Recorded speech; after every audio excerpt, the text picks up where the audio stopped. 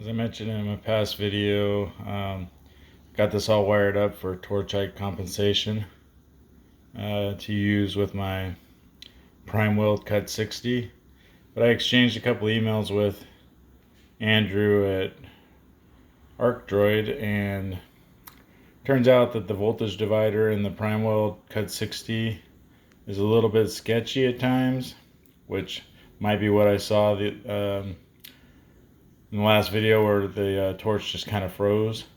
And he said, what was Andrew's words? He would give me the code to turn on torch height compensation if I wanted it, but he said I might be risking poofing my Arcdroid, and since I'm not interested in poofing any electronics, I think I'm going to disconnect that, and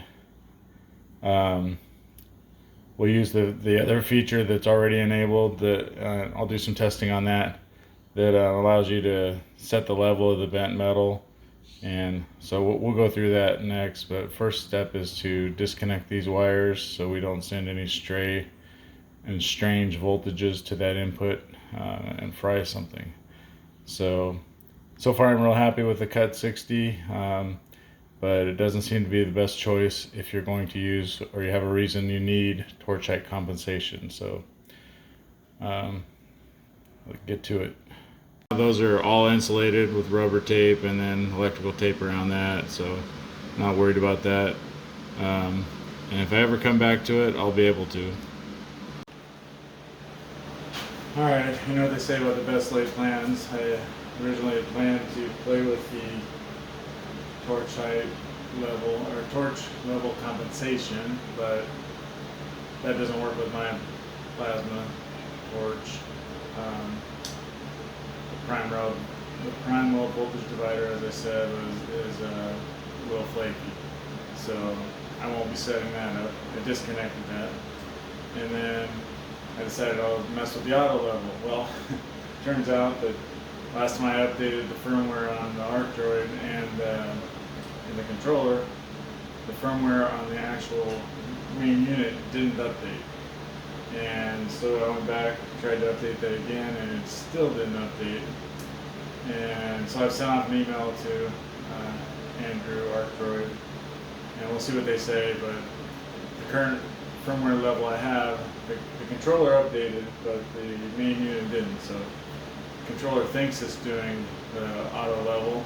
It says probing, and then it never does anything because the unit doesn't know how, that isn't upgraded to that software, so it doesn't do that function.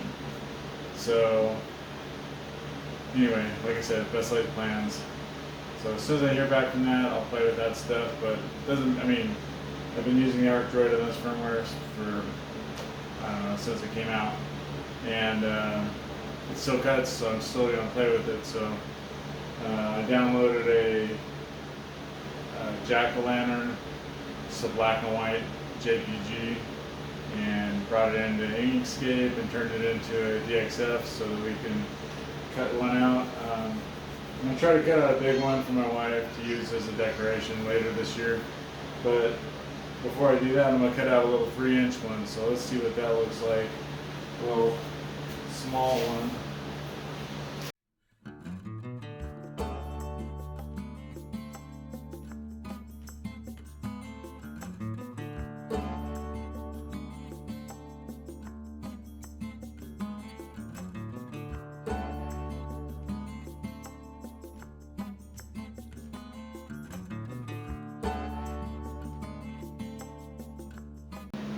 Okay, so first cut, forgot to reorder it inside out, so I'm going to do this again.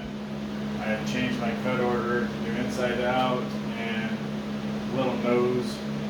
The lead-in was going to go outside the outline, so I made the nose be a center cut. And the rest of the lead-ins look right, so let's see what this does.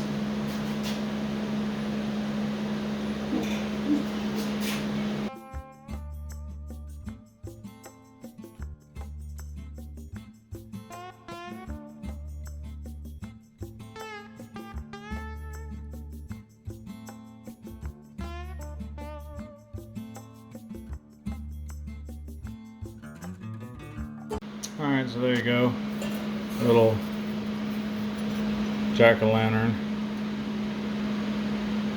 See if my wife likes this guy. Maybe I'll cut her out a bigger one, like 10-inch one or something to use as a decoration.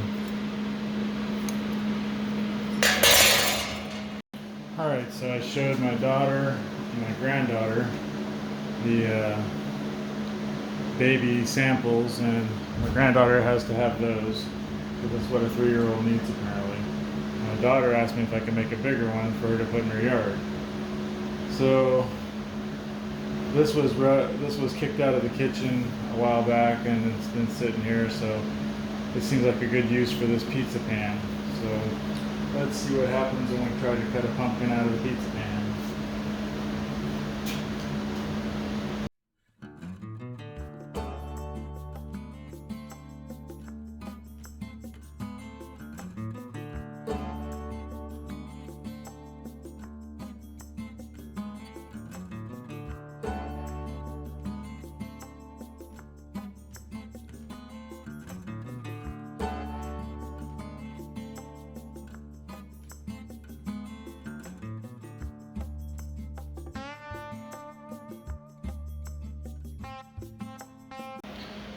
So you ready for Halloween?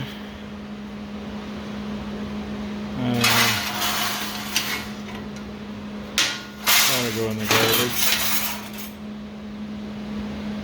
And a little jack-o'-lantern, some black paint, a light behind it. She'll be set.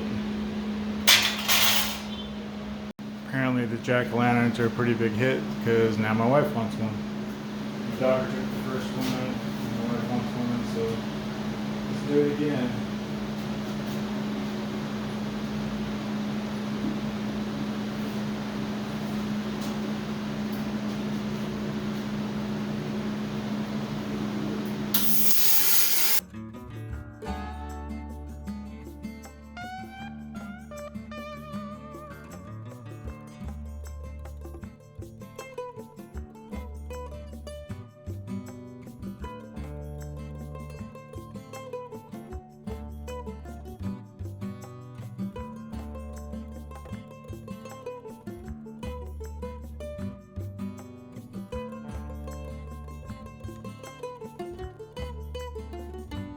I have to admit, it is pretty cool, the repeatability of it. My daughter took the first one. My wife still wanted one, so throw another piece of metal up, change the amperage on the plasma torch.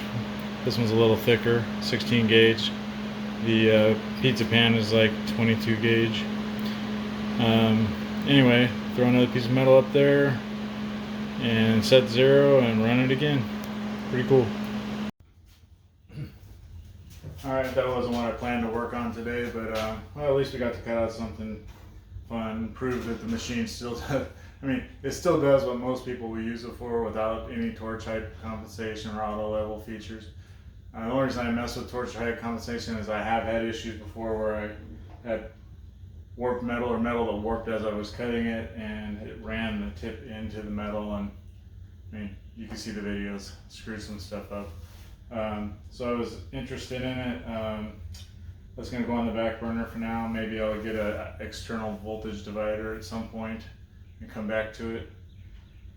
But in the interim, I can still cut flat metal, and once I figure out the firmware update for the Arcdroid, I can use the auto level. Hopefully I can use the auto level to compensate for stuff I actually have. So anyway, that's it for this week.